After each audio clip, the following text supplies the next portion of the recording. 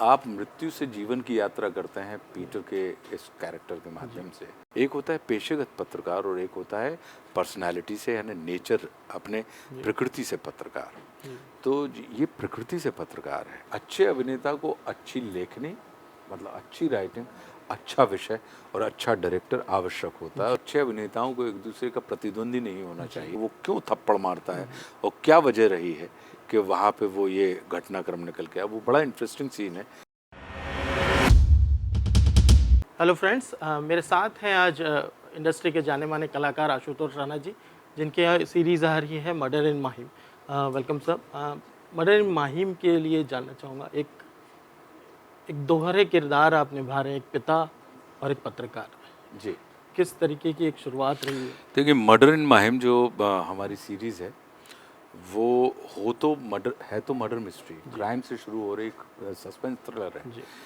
लेकिन आप मृत्यु से जीवन की यात्रा करते हैं पीटर के इस कैरेक्टर के माध्यम से कि एक घटना जो मृत्यु की है, लेकिन उससे पूरे जीवन के उन तमाम पहलुओं के ऊपर, पक्षों के ऊपर जो मुंबई के उस समय जो इस सीरीज़ में हम दिखा रहे हैं कि सामाजिक प्रभाव क्या होता है, पारिवारिक रिश्ते क्या होते हैं, जनरेशन गैप की क्या समस्याएं होती हैं, उनको कैसे पाटा जा सकता है, पर्टिकुलर किसी इंसान के अपने क्या गिल्ट्स होते हैं, क्या एस्पिरेशन होते हैं, उन तमाम चीज़ों को ऊपर हम कहीं ना कहीं टच करते हुए मर्डर इन माहिम में चल रहे हैं। और जो पीटर फर्नांडिस का किरदार है, वो एक होता है पेशेगत पत्रकार और एक होता है पर्सनालिटी से यानी नेचर, अपने प्रकृति से पत्रकार।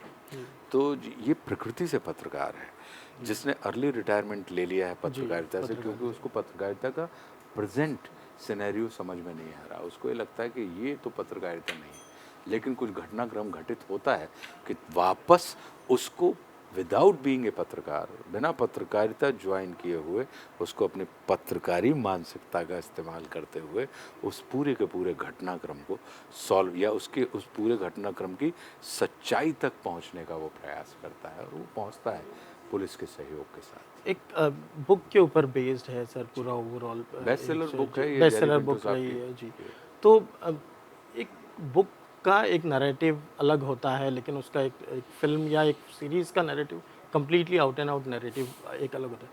बतौर डायरेक्टर राज का क्या कॉन्सेप्ट था आपके कैरेक्टर या इस पूरी सीरीज़ को लेकर? देखिए, जब आप पढ़ते हैं किसी भी किताब को, और ख़ास करके बहुचर्चित किताब हो जो बहुत लोगों को पसंद आई हो, तो उसमें दर्शक अपने आप में इमेजिन करता है। तो जब इस फिल्म को हम सेल्यूलाइट के ऊपर उतारते हैं, तो कहीं ना कहीं उसकी उस कल्पना को अब साकार करके दृश्य के रूप में हमें दर्शकों तक पहुंचाना है।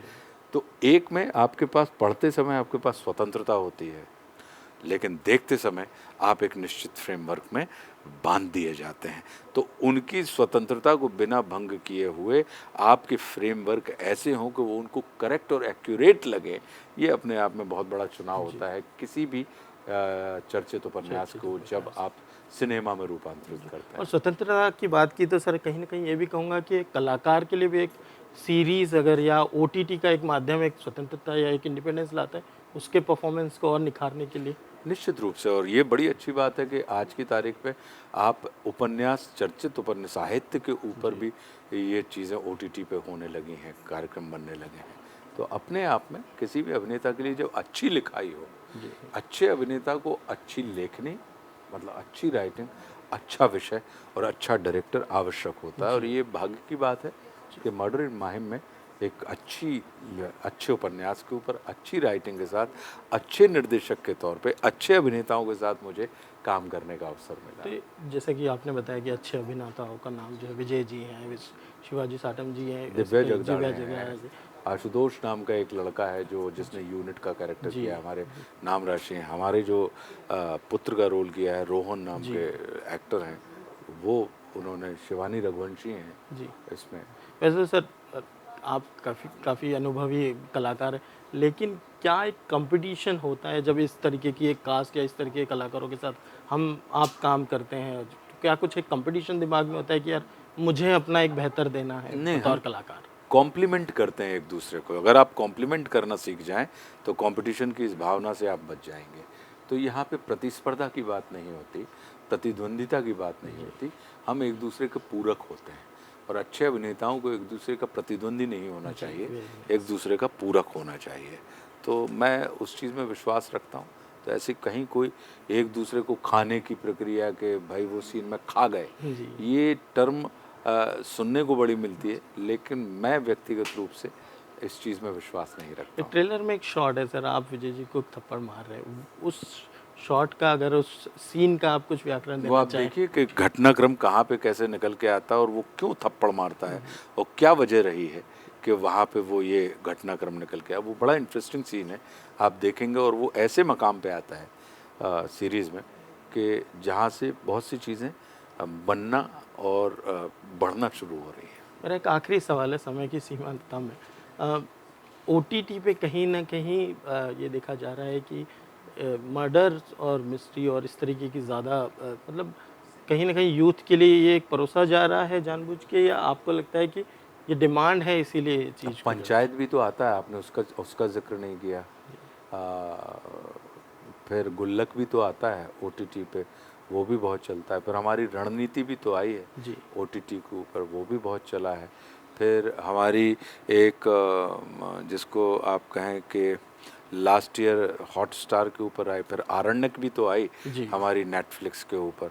ऐसी इन चीज़ों की हमारा कहने का मतलब ये है कि ये आप अपना दृष्टि, कई विविध किस्म के विषय चल रहे हैं OTT पे, लेकिन आप रेफरेंस उनका दे रहे हैं और ये सारे सुपरहिट शोज हैं जी कि अगर आप आरण्यक को देख लें या पंचायत को देख लें, हम और आप, इन तमाम चीज़ों को। तो ऐसे बहुत से चीज़ें हैं जो लगातार आ रही हैं, एक्सप्लोर कर रहे हैं लोग, उसके ऊपर चीज़ें बन रही हैं और होती जा रही हैं। चलिए 10 मई जियो सिनेमा मर्डर इन माहिम ज़रूर देखिए। Thank you so much Aarti, thank you.